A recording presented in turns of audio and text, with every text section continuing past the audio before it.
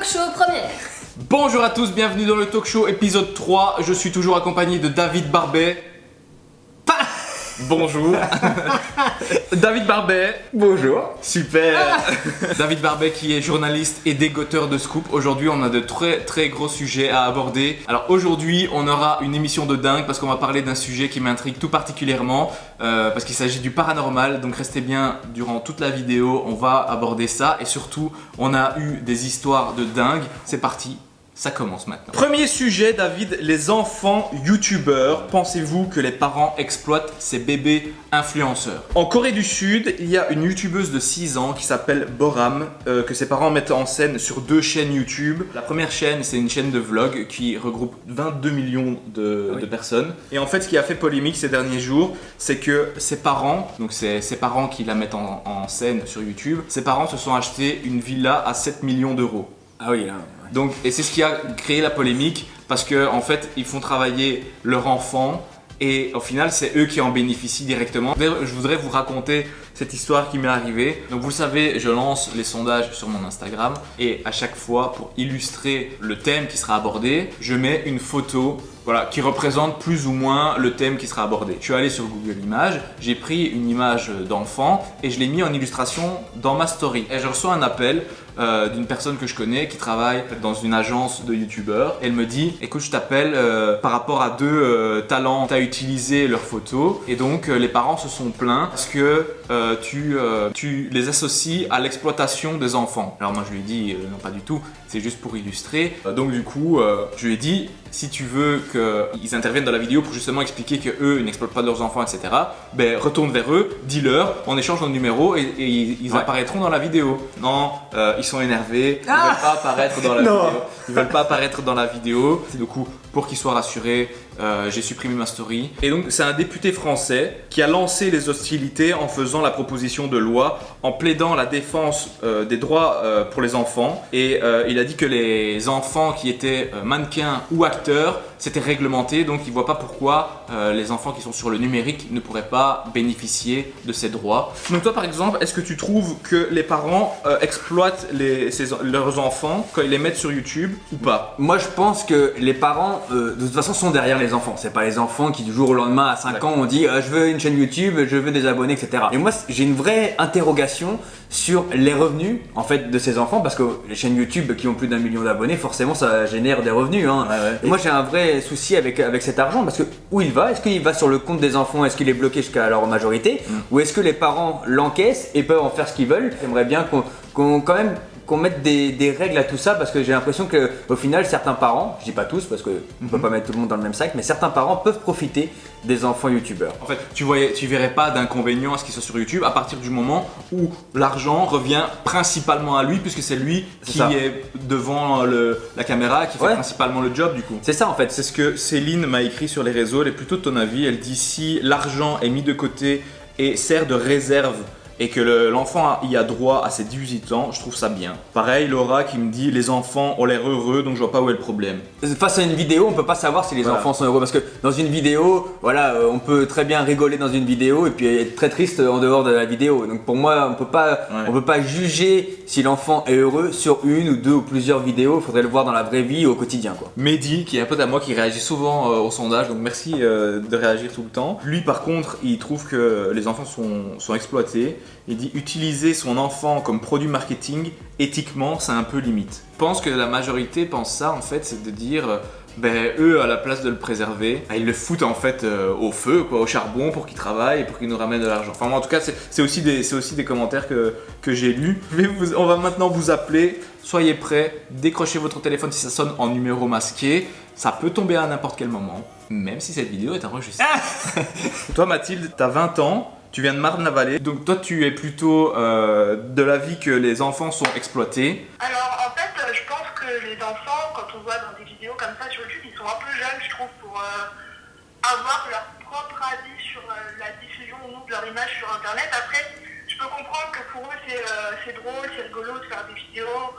Ils sont trop jeunes pour être maîtres de leur image sur internet. Mais qu'est-ce que tu penses alors du coup des parents qui font exactement la même chose que ce qu'on voit sur YouTube, mais qui gardent une grosse partie ou une partie de l'argent qu'ils gagnent sur le compte des enfants qu'ils pourront utiliser quand ils auront 18 ans? À partir du moment où c'est vraiment répété, que c'est comme on peut voir sur YouTube des enfants, où c'est tout le temps, où la chaîne, en fait le cœur de la chaîne sur YouTube c'est l'enfant, ouais. Je trouve ça vraiment malsain. On vous le disait en début de ce thème, un député français a proposé un projet de loi pour protéger les enfants qui sont sur YouTube. Toi David, tu as eu son numéro? Oui, j'ai pu avoir son assistante qui m'a dit on veut bien parler dans votre vidéo, le député veut bien expliquer pourquoi il a fait ça, les raisons et ce qu'il va y avoir dans ce projet de loi. Bonjour Monsieur Studer, vous avez mis un projet de loi sur la table concernant les enfants youtubeurs. Est-ce que vous pouvez nous expliquer comment vous avez eu l'idée de mettre un projet de loi sur les enfants youtubeurs? Un jour, j'ai vu un article dans un quotidien, une enquête sur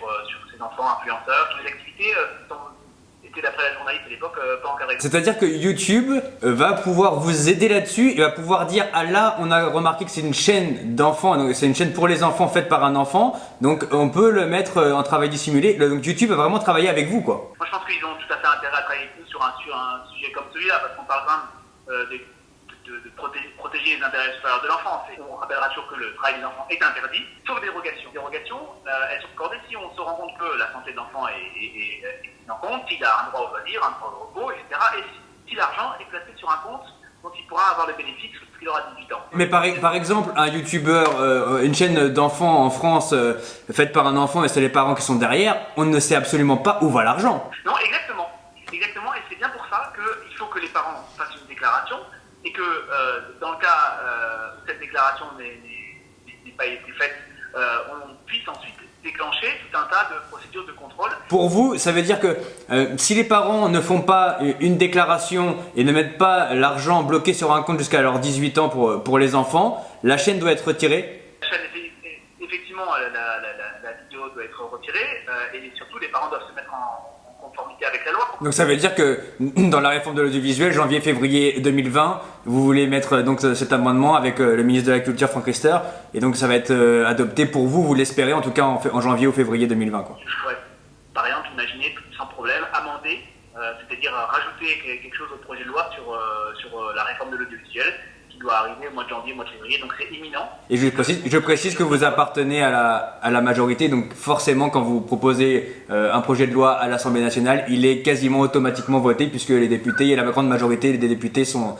du parti d'Emmanuel Macron. Moi j'ai le soutien de la commission surprise, j'ai le soutien du groupe. Et juste une dernière question, si vous pouvez régler le problème de train, parce que la semaine prochaine je dois prendre un train et ça serait bien de régler le problème des retraites juste avant. Merci. Vu ce qu'on vient d'entendre, il est assez clair, là, le député, il en a parlé au ministre de la Culture, au Premier ministre, à la femme du président même. Donc à mon avis, le projet de loi, ils veulent le mettre en janvier-février 2020 et je pense que la réforme va être adoptée assez vite. Donc je pense que d'ici début 2020, on va avoir cette loi sur YouTube. Vous êtes 59% à penser que ces enfants sont exploités, contre 41%. C'est quand même beaucoup. Hein. On passe au sujet suivant. Il s'agit d'un sujet qui a énormément été commenté ce week-end. Aya Nakamura a encore fait parler d'elle. Non, ouais. Nakamura. Nakamura. Alors comme vous le savez, la semaine dernière a eu lieu, comme chaque année, le Téléthon. Le présentateur Nagui lui a demandé de passer un message à ses fans pour faire appel aux dons. Et voilà sa réponse. Un message que vous pourriez peut-être passer à ceux qui vous aiment et qui vous suivent au 3637 pour que justement la recherche compte et se poursuive. C'est important. Chaque jour, je reçois beaucoup d'amour, beaucoup de soutien et je pense que je vous remercie pas assez. On pourrait penser qu'elle elle a mal compris la question, mais regardez la suite de l'extrait.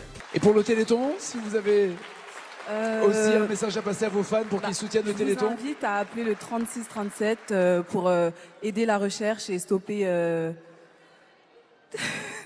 Stopper.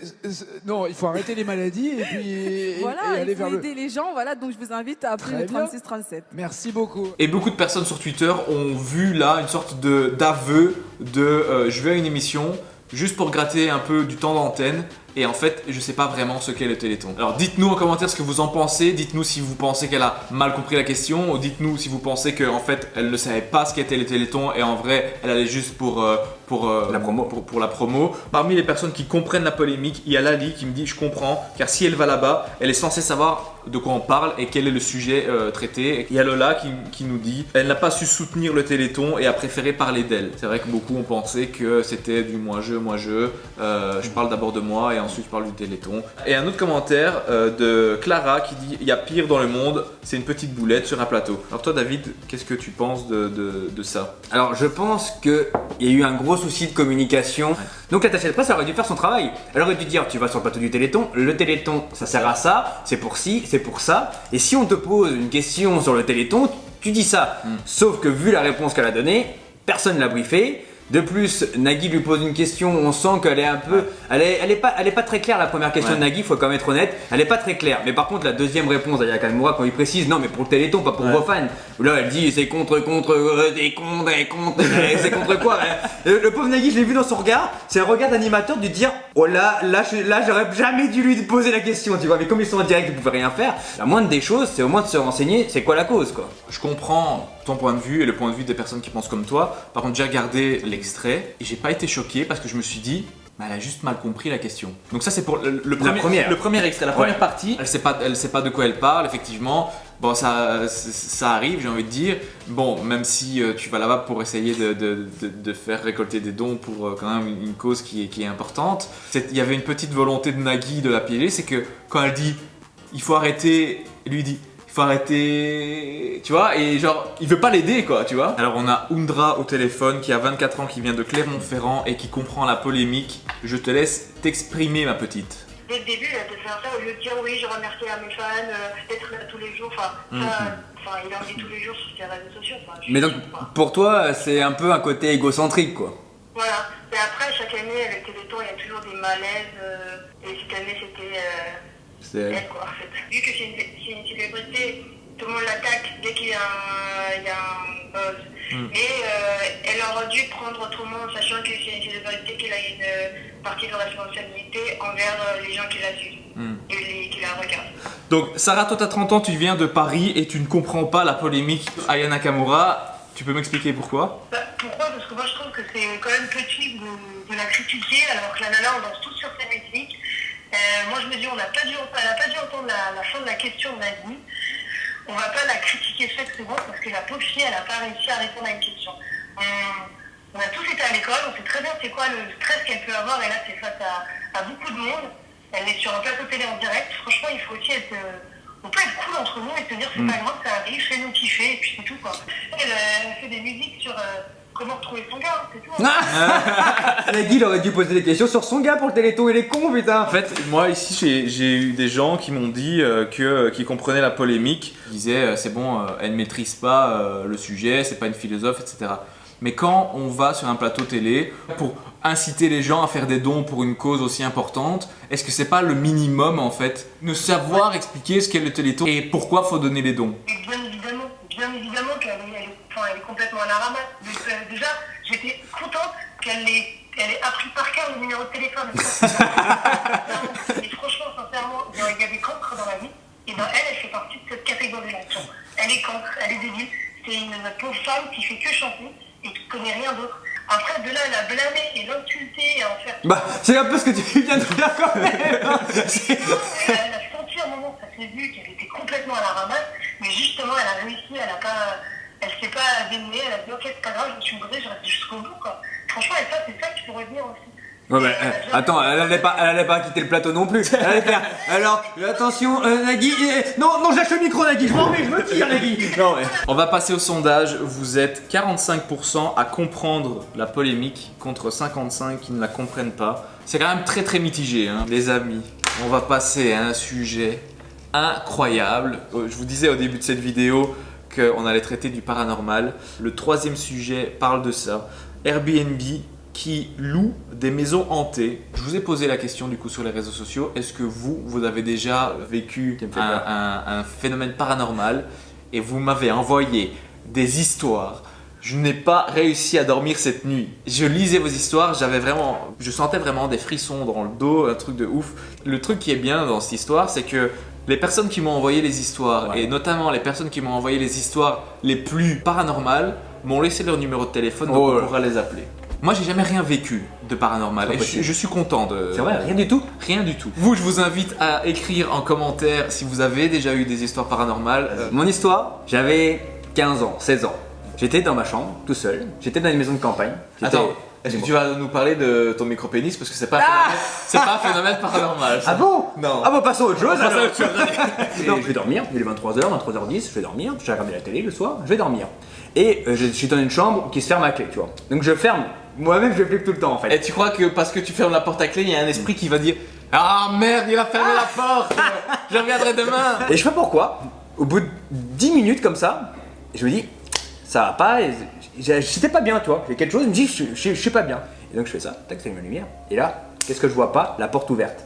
J'ai fermé parce que j'ai peur, un clac comme ça. Là, non. Ton père c'est Louis de Funès. Ma porte elle est en face de mon lit. Je fais, la porte elle est ouverte là. Alors autant te dire qu'après, c'est le flip total après. Après tu te poses des questions, tu te dis, est-ce que t'as vraiment tourné la clé? Est-ce que t'as vraiment fait ça? Ouais, parce que machinalement tu peux... Mais oui, c'est flippant hein. Ouais. Hein, si ça t'arrive, ça, tu flippes là. Hein. Ah ouais, c'est clair. Ouais. Alors on est avec Victorine qui vient de Bretagne, qui a 23 ans au téléphone et elle va nous raconter son histoire de dingue. Mon histoire elle s'est passée en pleine nuit.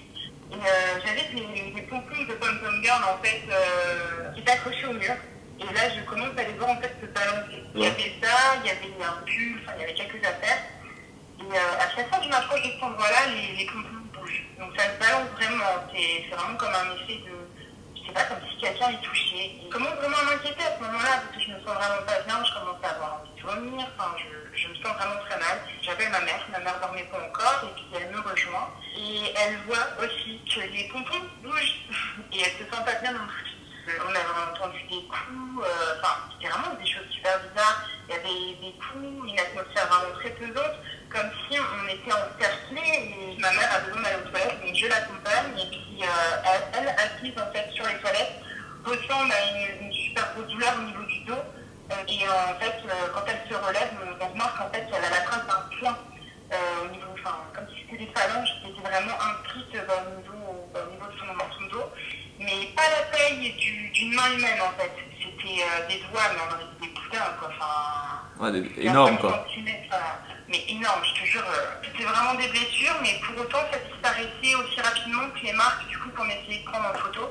Donc on pense à appeler son compagnon de l'époque, et en fait au même moment il sort de la chambre. Il commence à avoir mal au niveau du bras, puis on regarde, et en fait, en tout cas on voit des traces qui apparaissent en fait sur le haut de son bras au niveau du biceps. Et là, mon beau-père, en fait, donc il a un peu du sang de manouche, en fait. Voilà.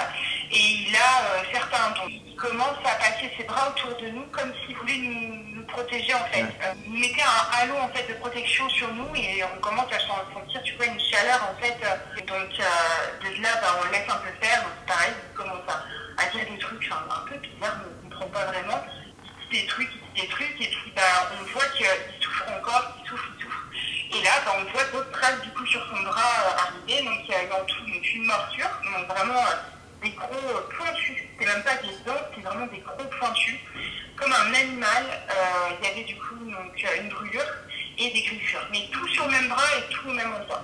Il y avait les pièges à rêve dans l'escalier qui bougeaient, les tableaux qui bougeaient, enfin il y avait vraiment quelque chose. Et de là, donc, on finit enfin par réussir à descendre les escaliers, donc il y avait le volet de la porte-fenêtre qui était fermé. Et d'un coup, en fait, on le voit bouger, mais peut-être pendant 10 secondes, tu vois, et puis ça fait un fracas, ça fait beaucoup de bruit. Et puis d'un coup, plus rien. Et du coup, on a réussi enfin à dédramatiser, on va dire, la situation. Et qu'est-ce qu'on fait juste après avoir vécu ça? Qu'est-ce que vous avez fait?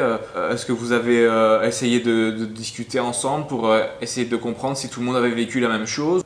Totalement, on débriefe dans ces cas-là, puis surtout on reste ensemble. C'est-à-dire qu'on est resté dans la pièce du bas. Depuis, vous êtes toujours dans cette maison? Non, on a déménagé, donc c'était en Lorraine à l'époque, et du coup on a déménagé plusieurs fois même.